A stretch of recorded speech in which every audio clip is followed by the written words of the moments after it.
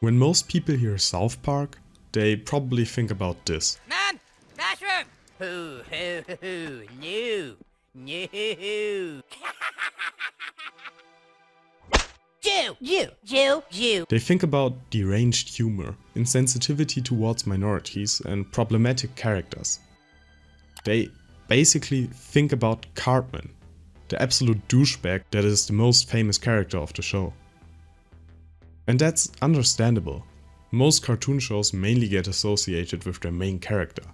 But while Peter Griffin, Homer Simpson or SpongeBob are pretty fitting personifications of their show's spirit, Cartman is a horrible representation of South Park and isn't even as important to the show as you may think. Eric has always been an extreme American stereotype that is used to escalate plotlines, but he doesn't serve as a character you're supposed to have much empathy for or relate to. Quite the opposite actually. Even in the episodes that have Cartman as the main character, you either feel relieved when he fails, or it becomes terrifyingly absurd when it actually all works out the way Cartman intended it to. Like in the famous episode Scott Tenorman Must Die, for example, where he feeds a teenager his parents in order to get back at him. Cartman is an evil, bigoted little child with horrible values that have nothing to do with what South Park actually teaches. Because unlike Eric Cartman, South Park is all about inclusion.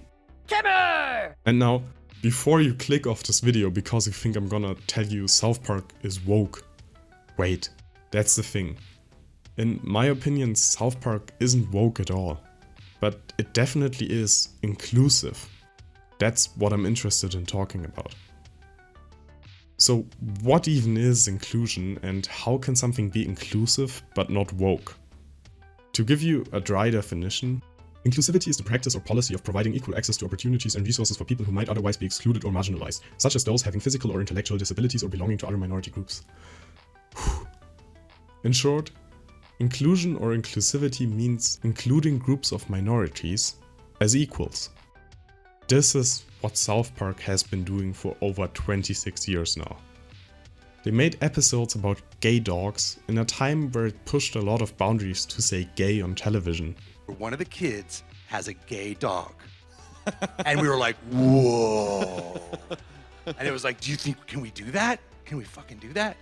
They talked about the difference between tolerance and acceptance. They featured a lot of different religions and many characters of the show are disabled or non-white. And most importantly, they joke about all these types of minorities the same way they joke about anybody else. That is the spirit of South Park, and in my opinion, it's how comedy works best. Taking nothing too serious and making fun of everything and everybody. I think one of the best examples of how South Park makes fun of a minority, while nevertheless treating them with respect and understanding, is all about Mormons. In this episode, Stan befriends a new kid that comes from a seemingly perfect and loving Mormon household. While Gary and his family share their beliefs to Stan, South Park makes fun of the story behind Joseph Smith, the founder of the Mormon religion, by showing how little proof there was for his tellings. In the end, Stan ridicules Gary and his beliefs because of that, only to be hit by one of the most satisfying comebacks of the show's history. Maybe us Mormons do believe in crazy stories that make absolutely no sense, and maybe Joseph Smith did make it all up. But I have a great life, and a great family, and I have the Book of Mormon to thank for that. The truth is, I don't care if Joseph Smith made it all up, because what the church teaches now is loving your family, being nice, and helping people. That moment is key. The episode isn't just trying to get some cheap laughs out of religious beliefs. Instead, it's trying to teach you a valuable lesson about religious minorities. If there is no harm done by people believing in something that may seem weird from an outsider's perspective, why ruin that for them? Just let them be happy. This is as inclusive as you can be. And there are many more examples for episodes teaching valuable lessons about handling social conflicts like that. The first joke off with apologies to Jesse Jackson is infamous. Nick! There is a lot that could be and has been said about this episode, but I want to focus on another key moment very similar to the one in All About Mormons. After his dad's slip-up, Stan tried to free himself from guilt by telling Tolkien, the black kid. I understand how you feel about somebody saying the N-word. Tolkien gets mad at him for this, and Stan doesn't understand why. It takes several interactions until Stan finally realizes his mistake. I'll never really get how it feels for a black person to have somebody use the N-word. I don't get it. Now you get it, Stan. I could go on with examples, but if you're interested, just watch the show. Some people might argue that while a few episodes like this have pretty positive and inclusive messages, others, especially older ones, treat some topics one-sided and problematic. I am definitely not here to defend everything that South Park has ever done. I don't even think that the creators of the show would defend every old episode. In Season 9, for example, they made fun of the scare around climate change, and in Season 10 they ridiculed Al Gore, former vice president, for being a climate activist. They also turned Mr. Garrison into a transgender woman in Season 9, and to be honest, I wouldn't want my social movement to be represented by this guy. Now, what do you think is going to happen when I introduce the element of the gerbil to the endothermic heat of Mr. Slave's ass?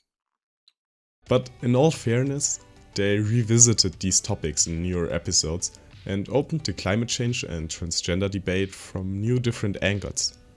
And even looking back onto these more problematic Season 9 episodes, I still appreciate that they even talked about climate change and transgenderism in a time where both topics were under-discussed. It was 2006.